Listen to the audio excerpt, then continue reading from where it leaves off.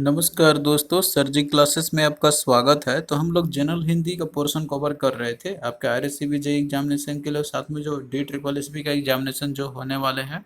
और देखिए, अभी तक जितने भी लेक्चर्स हमने कवर किया हुआ है हिंदी का, तो इसका हमने अलग से प्लेलिस्ट बना दिया है। तो आप लोग डिस्क्रिप्शन बॉक्स में जाना, वहाँ पे आपको इसका लिंक मिल जाएगा।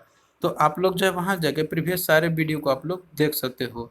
और देखिए, इसका हमने जो है पूरा कंप्लीट PDF नोट्स भी तैयार किया हुआ है, जिसमें कि आपको जो है हिंदी के जितने भी इम्पोर्टेंट टॉपिक्स है तो वो सारे का सारा आपको इसमें मिल जाएगा। और साथ में जो इम्पोर्टेंट क्वेश्चन है आपके, जो एग्जामिनेशन पॉइंट ऑफ व्यू से इम्पोर्टेंट है आपके, तो वो भी हमने इसमें इंक्लूड किया हुआ है। तो इसका जो लिंक है आपको डिस्क्रिप्शन बॉक्स में मिल जाएगा, तो आप लोग वहाँ से जाके इसको बाय कर सकते हो। तो पिछले क्लास में हमने देखिए संधि और संधि विच्छेद के बारे में हमने स्टडी किया था। तो आज का जो क्लास है ये आपका अंतिम क्लास रहेगा, जिसमें कि हम लोग अलंकार के बारे में हम लोग पढ़ेंगे, और इसके बाद जो आपका हिंदी का पूरा कंप्लीट आपका फिनिश हो जाएगा ये। तो यहाँ पे देखिए, सबसे पहले हम लोग अलंकार के बारे में हम लोग समझेंगे। तो देखिए, अलंकार का सिंपल सा मतलब रहता है कि जो किसी वस्तु को अलंकृत करे, यानी कि सिंपल है उसे बोलते हैं हम लोग कि जैसे कोई भी आपका काव्य होता है या कोई भाषा होता है, तो उसमें देखिए कुछ ऐसे ऐसे शब्द यूज़ किए जाते हैं जो उसकी शोभा को बढ़ा देता है। जैसे कोई भी चीज़ रहता है ना, कोई वस्तु है तो उसके ऊपर में हम जितना अच्छा उसको सजाएंगे उसको हम लोग, उतना अच्छा उसका और भी जो है उसके अंदर में हम लोग पेंटिंग करेंगे तो वो और अच्छा वो दिखता है। तो उसी तरीके से कोई भी भाषा या फिर कोई काव्य है, तो उसको जो है कितना अच्छा बनाया जा सकता है, कितना अच्छा और उसको पढ़ने में बनाया जा सकता है। तो ये चीज़ डिपेंड करता है कि उसमें हम लोग जो है किस तरीके से उसके अंदर में मनोरंजक ढंग से, और जो भी चीज़ हो सकता है, जो शब्द हो सकते हैं, जो अट्रैक्टिव शब्द हो सकते हैं, तो वो हम यूज करें उसके अंदर में। तो ये सारे जो जो शब्द यूज किए जाते हैं आपके, जो वर्ड आपके या फिर कोई सेंटेंस ही आपका हो गया जो यूज किए जाते हैं, तो उसी को सिंपली बोलते हैं हम लोग अलंकार बोलते हैं हम लोग। तो यहाँ पे सिंपल सा कहने का मतलब आपका ये हो गया कि कोई चीज़ जो काव्य को या फिर जो भाषा है आपका उसकी शोभा को बढ़ा दे, तो उसी को बोलते हैं हम लोग अलंकार कहते हैं। तो देखिए, यहाँ पे जो अलंकार आपके होते हैं तो इसके जो है डिफरेंट भेद होते हैं। अब भेद किस तरीके से डिवीजन किया गया यहाँ पे कि कुछ ऐसे शब्द आपके रहेंगे कि जो कि जो है बढ़ा चढ़ा के बोला जाता है, तो उसके तरीके से उसमें आपका डिफरेंट अलंकार होगा। और कोई ऐसे शब्द होंगे जिसमें बार बार एक ही शब्द आपका रिपीट होते रहता है, यानी कि उसका जो स्टार्टिंग का जो लेटर है आपका, तो वो जो है बार बार रिपीट होते रहता है। तो इस तरीके से अलंकार के जो भेद होते हैं तो वो डिफरेंट कैटेगरी में इनको डिवाइड किया गया हुआ है। तो इस तरीके से इनके मुख्यतः जो है तीन भेद होते हैं। एक आपका है शब्द अलंकार, दूसरा आपका है अर्थालंकार, तीसरा आपका है उभय अलंकार है।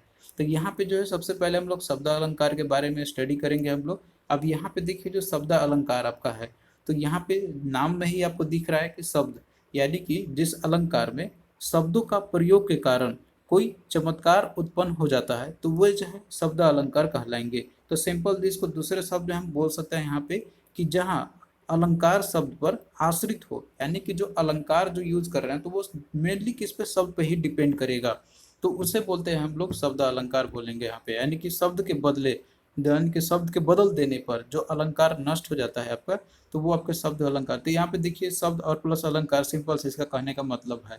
तो इसके भी देखिए फर्दर जो है बहुत तरीके के भेद होते हैं। मेनली आपको यही शब्द अलंकार जो है तो यही मेन है, इसी के अंदर में आपके डिफरेंट डिफरेंट होते हैं इसके, जो कि आपको स्टडी करना है एग्जाम पॉइंट ऑफ व्यू से। तो इसमें जो है जो प्रमुख इसके जो भेद है आपके, जिसमें कि आपका पहला हो गया अनुप्रास अलंकार हो गया, दूसरा है यमक अलंकार है, तीसरा आपका है श्रेष्ठ अलंकार आपका हो गया, चौथा आपका है वकृति अलंकार हो गया, और जो आपका यहाँ पर विप्सा अलंकार है, और उसके बाद छठा आपका यहाँ पर है दैट इज प्रश्न अलंकार है। तो इनको जो है हम लोग यहाँ पे एक एक करके समझेंगे हम लोग। तो सबसे पहले आपका देखिए यहाँ पर अनुप्रास अलंकार है। तो अनुप्रास अलंकार क्या होता है और इसको किस तरीके से हम लोग देखेंगे और कैसे आइडेंटिफाई करेंगे हम लोग, तो ये सारा कुछ जानेंगे हम लोग। तो सबसे पहले इसका डेफिनेशन देखते हैं कि अनुप्रास अलंकार हम लोग किसको बोलते हैं। तो देखिए, इसमें क्या होगा कि जैसे वर्णों की आवृत्ति होगी, यानी कि जो वर्ण होते हैं तो उसका बार बार रिपीटेशन होगा। तो इस तरीके जब भी आपको दिखेंगे कोई भी वर्ड आपका, मतलब कोई सेंटेंस है, कोई वाक्य है, तो उसमें अगर वर्णों की आवृत्ति होगी यानी कि रिपीटेशन होगा, तो उसे बोलेंगे हम लोग कि वहाँ पे जो है अनुप्रास अलंकार का यूज किया गया, यानी कि वो अनुप्रास अलंकार आपका होगा। तो आवृत्ति का अर्थ यहाँ पर ये हो गया कि किसी वर्ण का जो है एक से अधिक बार वो आएगा। यहाँ पे आप एग्जाम्पल के तौर पे भी यहाँ पे आप देख सकते हैं, इससे आपको ज़्यादा क्लियर होगा यहाँ पर कि इसमें जो है कोई एक ही वर्ण का बार बार प्रयोग किया जाएगा। जैसे एग्जाम्पल देखिए कि मुदित महीपति मंदिर आए। तो यहाँ पे देखिए, ये अगर यहाँ पे एक वाक्य देखते हैं तो इसमें जो है पहले पद में यहाँ पे देखिए क्या है, म आपका है, म वर्ण की आवृत्ति है। और उसके बाद फिर दूसरा में आप देख सकते हैं, मतलब इसमें जो है आपका पहला दिया हुआ है तो इसमें म सभी में, और दूसरा यहाँ पर दिया हुआ है कि सेवक सचिव सुमंत्र बुलाए, तो इसमें देखिए यहाँ पे क्या है, इसमें स्वर्ण की जो है आवृत्ति की गई है। तो इस तरीके से यहाँ पे जो किया गया है, वर्ण की जो आवृत्ति की गई है, बार बार यहाँ पे जो है एक ही वर्ण है उसी का यूज किया गया हुआ है। तो इसके चलते क्या हो रहा है कि पढ़ने में थोड़ा सा अच्छा लग रहा है, यानी कि ये जो इसको संगीतमय बना दे रहा है। तो इस तरीके के जब भी आपके कोई वर्ड में, जहाँ पे भी मतलब कोई सेंटेंस है, आपको कोई वाक्य दिया हुआ है, तो उसमें अगर एक ही वर्ण का बार बार प्रयोग किया जाएगा तो वो आपका क्या कहलाएगा, वो अनुप्रास अलंकार कहला जाएगा, जो कि काफी आसान होता है इसको आइडेंटिफाई करना। तो आपको एक सेंटेंस दे दिया, यानी कि एक वाक्य दे दिया जाएगा, और आपको क्वेश्चन पूछा जाएगा कि इसमें जो है कौन सा अलंकार यूज किया गया हुआ है। तो अगर मान लीजिए कोई एक ही वर्ण का बार बार प्रयोग किया गया होगा उसके अंदर में, तो उसे बोलेंगे हम लोग अनुप्रास अलंकार। अब यहाँ पे देखिए दूसरा आपका है यमक अलंकार है, यानी कि इसको बोलते हैं हम लोग, यहाँ पे इंग्लिश में इसका नाम है आपका repetition of the same word. यानी कि ये जो है आपका कि सार्थक होने पर भी भिन्न अर्थ वाले जो स्वर और व्यंजन जो समुदाय की जो होगी आपकी, इसमें क्रमशः इनकी आवृत्ति होगी, तो उसे बोलते हैं हम लोग यमक अलंकार। तो सिंपल इसका दूसरा यहाँ पे देखिए शब्द में बोलेंगे हम लोग, सिंपल सा इसका डेफिनेशन है कि जिस काव्य के अंदर में जो समान शब्द होते हैं, तो उनका देखिए यूज तो किया जाएगा, सेम ही यूज किया जाएगा, बार बार यूज किया जाएगा, लेकिन उनका जो है अर्थ अलग अलग होगा। यानी कि आवृत्ति तो होगी उनकी, लेकिन उनका जो मीनिंग होगा तो वो जो है आपका अलग अलग अर्थ का होगा। तो उन्हें बोलेंगे हम लोग यमक अलंकार कहेंगे हम लोग। यानी कि जब एक ही शब्द जितनी बार आए उतने ही उसके अलग अलग अर्थ होंगे उसके। तो ये सिंपल आपका यमक अलंकार हो जाएगा। एग्जाम्पल के थ्रू आप इसको समझ सकते हैं। यहाँ पे जैसे दिया हुआ है कि कनक कनक ते 100 गुनी मादकता अधिकाय। दूसरा आपका दिया हुआ है इसमें कि वा खाए बैराया नर, वा पाए बैराया। अब यहाँ पे देखिए जैसे पहला आपका दिया हुआ है इसमें, इसमें जो कनक शब्द आपका है इसमें देखिए 2 बार इसकी रिपीटेशन हुई है, यानी कि एक ही जो शब्द आपका है तो वो दो दो बार आया हुआ है इसके अंदर में। लेकिन यहाँ पे आवृत्ति भले आई है, लेकिन यहाँ पे जो है एक कनक का अलग मीनिंग है और एक कनक जो यूज किया गया सेम, लेकिन उसका मीनिंग अलग अलग है। तो पहला जो यहाँ पे कनक जो यूज किया गया है तो इसका मतलब है धतूरा, और बाकी दूसरा जो कनक यूज किया गया तो इसका मतलब है स्वर्ण, यानी कि जो स्वर्ण आपका होता है तो ये उसका। तो यहाँ पे देखिए एक ही शब्द यूज किया गया लेकिन मीनिंग डिफरेंट डिफरेंट होती है इसकी। और वहीं पे जिसमें आप यहाँ पे आप दूसरा आपका दिया हुआ था एक और एग्जांपल आप यहाँ पे देख सकते हो कि यहाँ पे देखिए दिया हुआ है कि जिसकी समानता किसी ने कभी पाई नहीं, पाई के नहीं है अब वही लाल माई के। तो यहाँ पे देखिए जो पाई शब्द है इसमें भी 2 बार आया हुआ है और दोनों का मतलब यहाँ पे अलग अलग है। पहला जो इसमें आपका दिया हुआ है पाई, तो इसका मतलब है पाना, और बाकी देखिए यहाँ पे जो पाई आपका दिया हुआ है तो यहाँ पे इसका मतलब रहता है पैसा। पैसा है इस वाक्य के अंदर में जो यूज किया गया हुआ है। तो यहाँ पे जो है आपका एक वाक्य तो यूज किया गया है, यहाँ पर वाक्य नहीं एक शब्द आपका यूज किया गया हुआ है दोनों सेंटेंस में, लेकिन मीनिंग उसके अलग अलग निकल रहे हैं। तो इस तरह के जब भी आपको देखने को मिले तो ये आपके हो जाएंगे यमक अलंकार। तो आई होप ये दो चीज जो है आपको यहाँ पे क्लियर हो गया होगा। फिर तीसरा आपका यहाँ पर है श्रेष्ठ अलंकार है।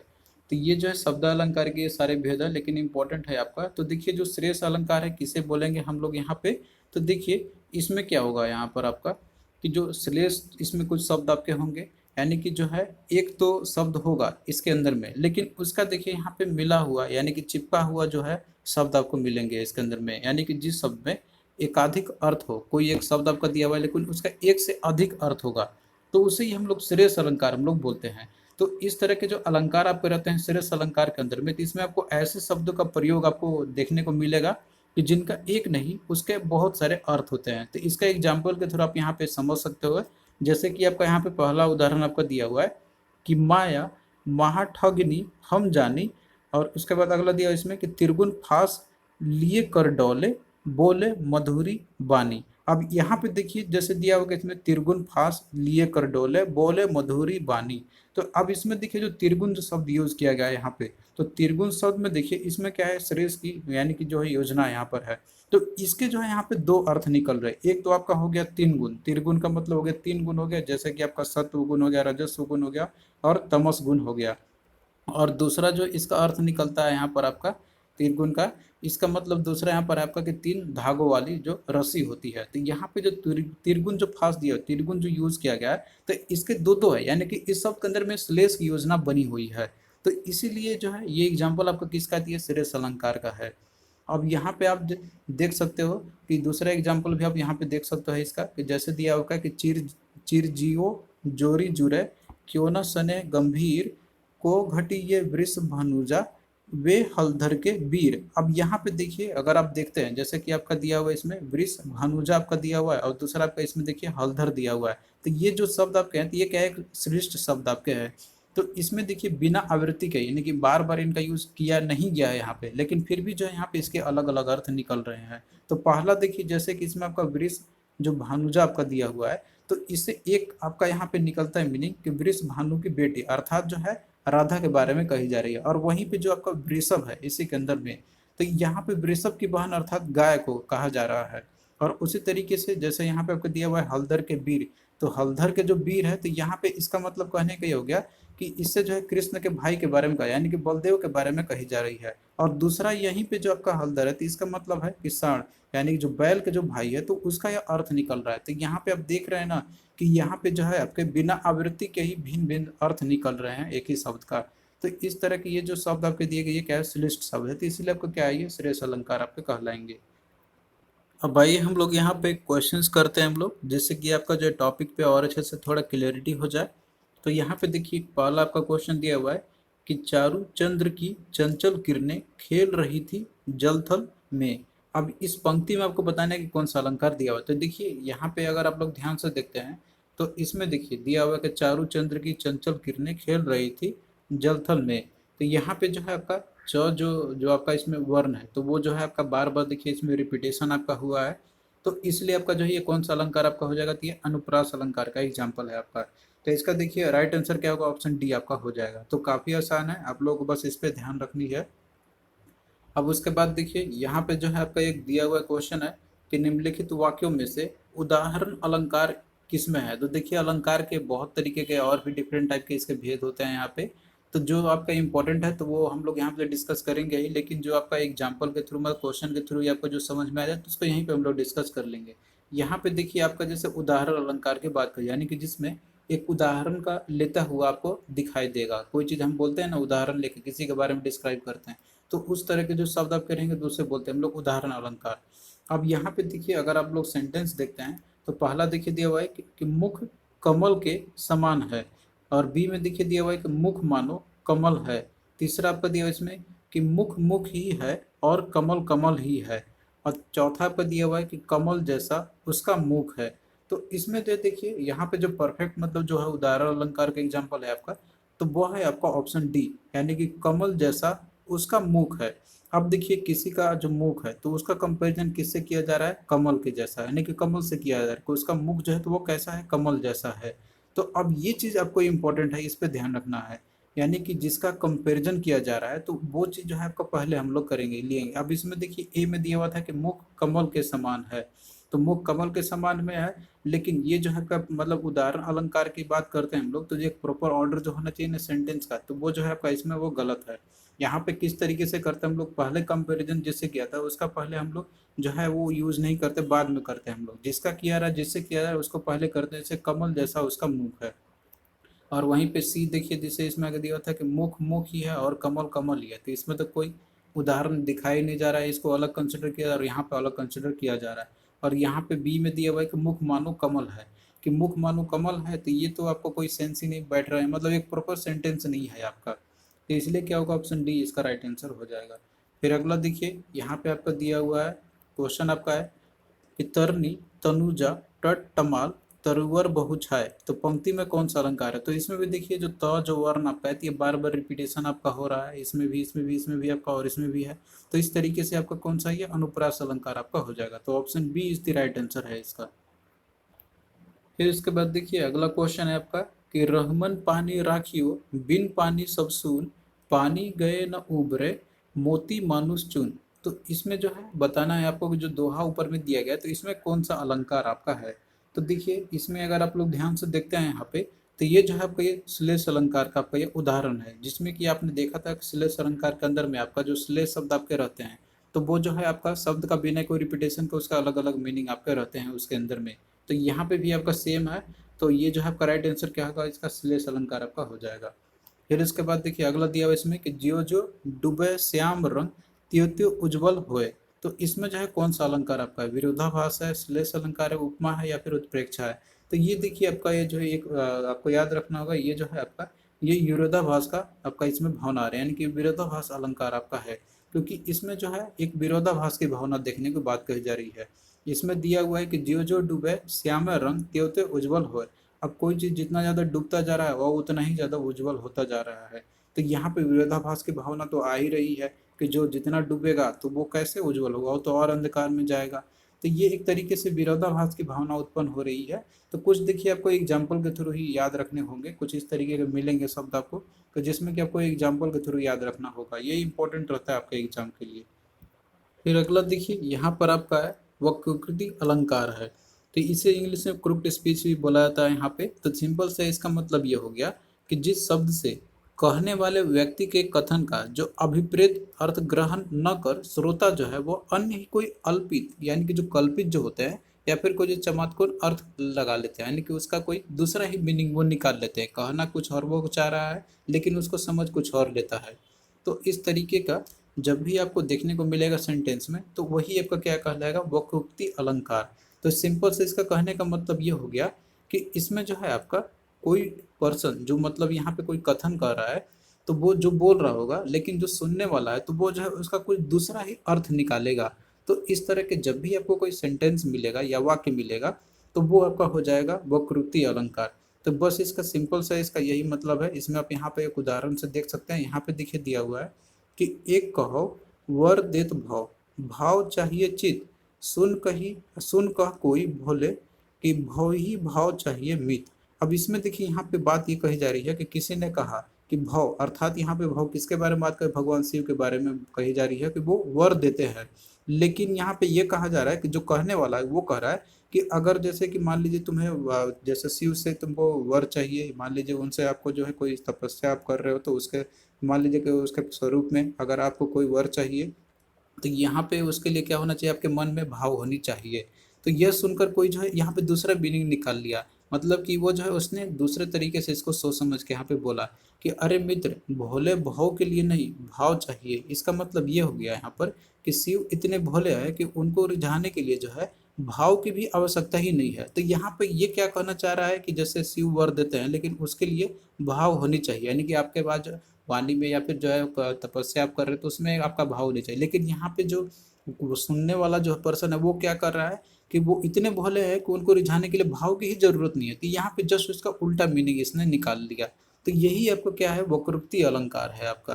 तो आई होप कि ये चीज़ आपको यहाँ पे समझ गया हो गया। तो इस तरीके के जब भी आपको वाक्य मिलेंगे तो वो आपका क्या हो जाएगा, वक्रोक्ति अलंकार। फिर अगला देखिए आपका है विप्सा अलंकार है। तो देखिए विप्सा अलंकार किसको बोलेंगे हम लोग कि जिस अलंकार मतलब जो शब्द आपका रहेगा तो उसके अंदर में अगर आपका मान लीजिए कि कुछ इस तरीके के शब्द मिले, जैसे आपका आदर हो गया, घबराहट हो गया, आश्चर्य हो गया, घृणा हो गया या फिर रोचकता, ये सारे आदि जो प्रदर्शित करने वाले अगर आपको कोई जो है इस तरह के शब्द को अगर दोहराना अगर आ रहा होगा, दोहराते हुए आ रहा होगा तो उसे ही बोलते हैं हम लोग विप्सा अलंकार। जैसे यहाँ पे देखिए दिया हुआ है कि मधुर मधुर मेरे दीपक जल, फिर चहक उठे ये पुंज पुंज। तो इसमें देखिए ये सारे जो चीज आपका जैसे आदर, घबराहट या आश्चर्य या घृणा या रोचकता, तो ये सारे जो शब्द इसमें प्रदर्शित किए जा रहे हैं तो ये आपका क्या है, विप्सा अलंकार का उदाहरण है। फिर अगला देखिए आपका है प्रश्न अलंकार है।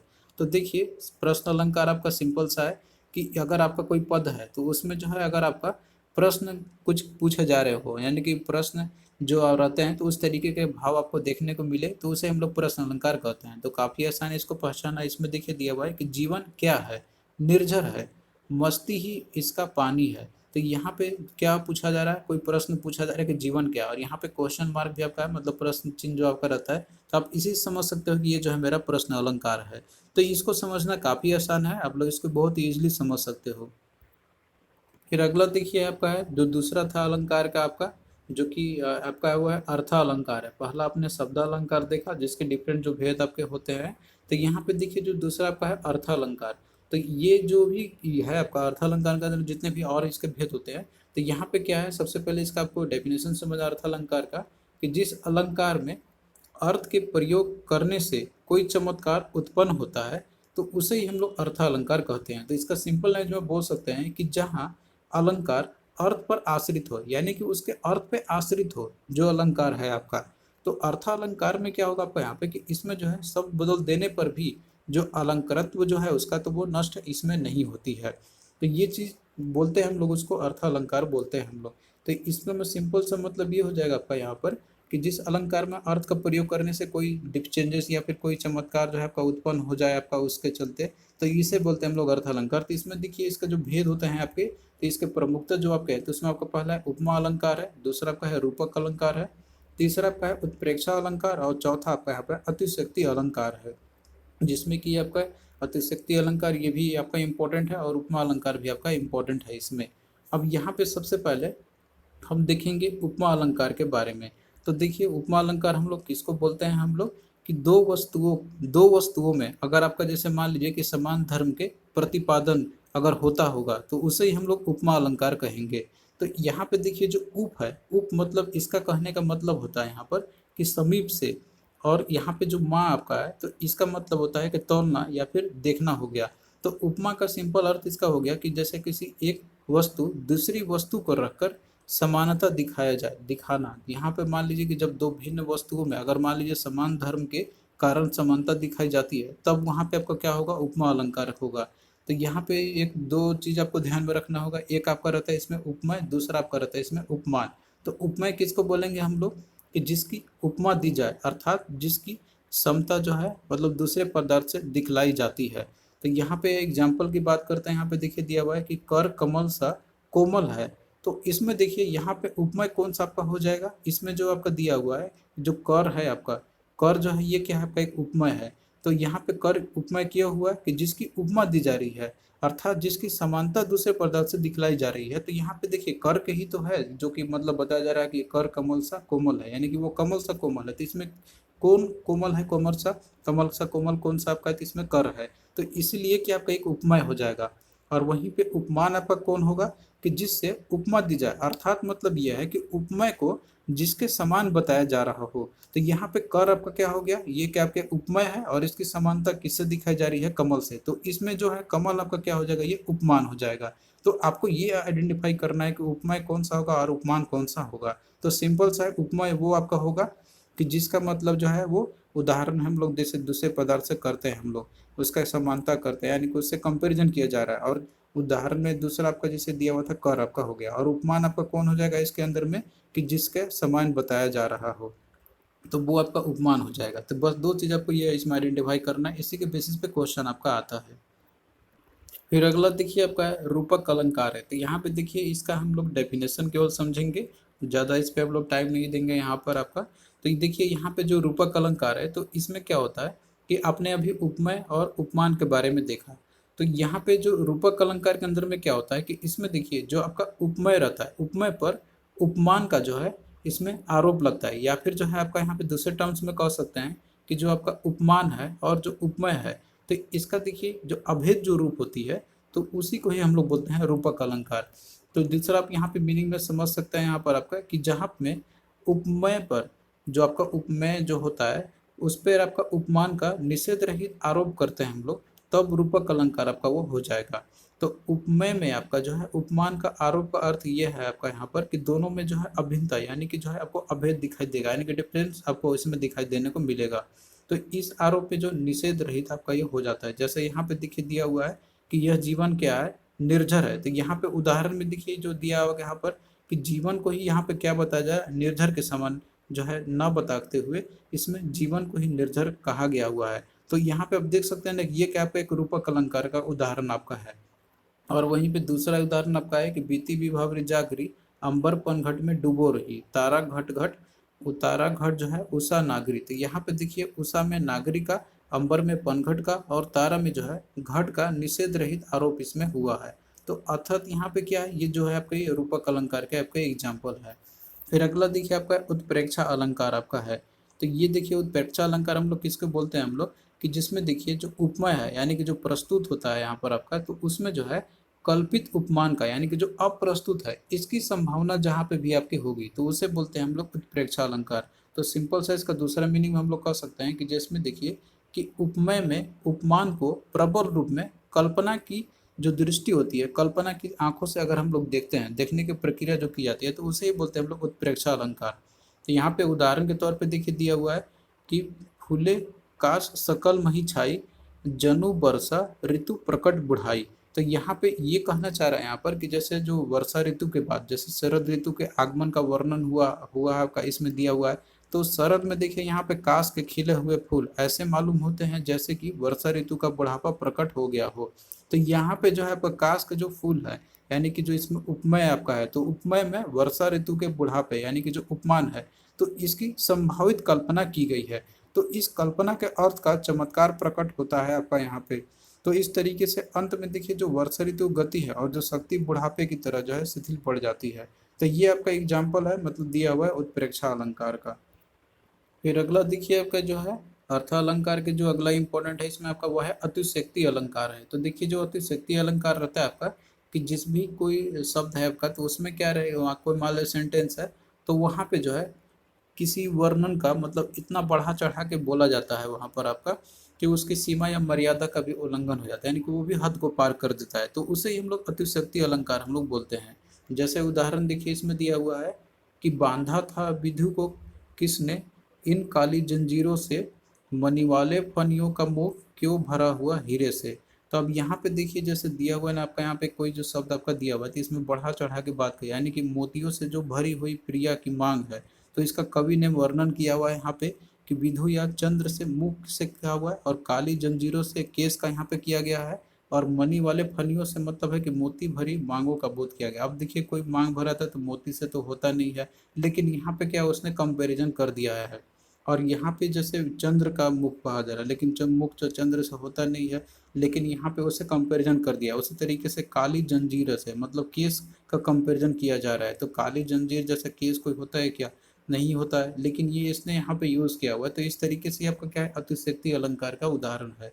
तो जहाँ भी कोई वर्णन किया जाए किसी चीज का, वो इतना बढ़ा चढ़ा के बोला जाए आपका कि जो अपना सीमा को भी, जो मर्यादा उसको भी वो पार कर जाए, तो वो आपका क्या होगा अतिशक्ति अलंकार का उदाहरण आपका होगा। तो ये इस तरीके से आपका अतिशक्ति अलंकार का ये उदाहरण है।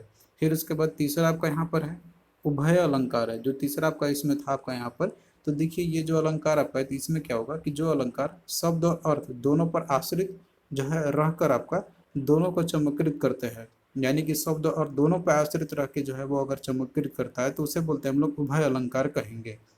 तो यहाँ देखिए एग्जाम्पल है कि कजरारी अखियन में कजरारी न लखाया। तो इसमें देखिए जो अलंकार है आपका इसमें शब्द और अर्थ जो है दोनों है एक्चुअली में। तो जो अलंकार में शब्द और अर्थ दोनों पर आश्रित रहकर जो है दोनों को चमत्कृत करते हैं तो उसे बोलते हैं हम लोग उभय अलंकार बोलते हैं हम लोग। तो ये देखिए कुछ इसके डिफरेंट जो टाइप्स यहाँ पर है। तो बाकी देखिए आपको जो है अपने से भी समझना होगा, यहाँ पे टाइम कम था तो इसीलिए हमने यहाँ पर आपको पूरा कंप्लीट इसका जो है समझा दिया है। तो यहाँ पे देखिए जो टॉपिक आपका था जो अलंकार से रिलेटेड जितने इंपॉर्टेंट आपका है तो वो हमने आपका कंप्लीट करा दिया है और बाकी आप लोग अपने तरीके से स्टडी करते रहिए। तो यहाँ पे देखिए जो हिंदी का जो आपका पूरा कंप्लीट जो जो पोर्शन आपका था तो वो आपका ये कंप्लीट हो चुका है। तो आप लोग अब अपना रिवीजन कीजिए और पीडीएफ जो हमने आपको दिया हुआ था आप लोग उससे जो है अपना तैयारी कर सकते हैं और साथ में वीडियो भी आप लोग देख सकते हो अगर कोई टॉपिक में आपको थोड़ा सा अगर डाउट लगता है तो। चलिए फिर मिलते हैं नेक्स्ट वीडियो में।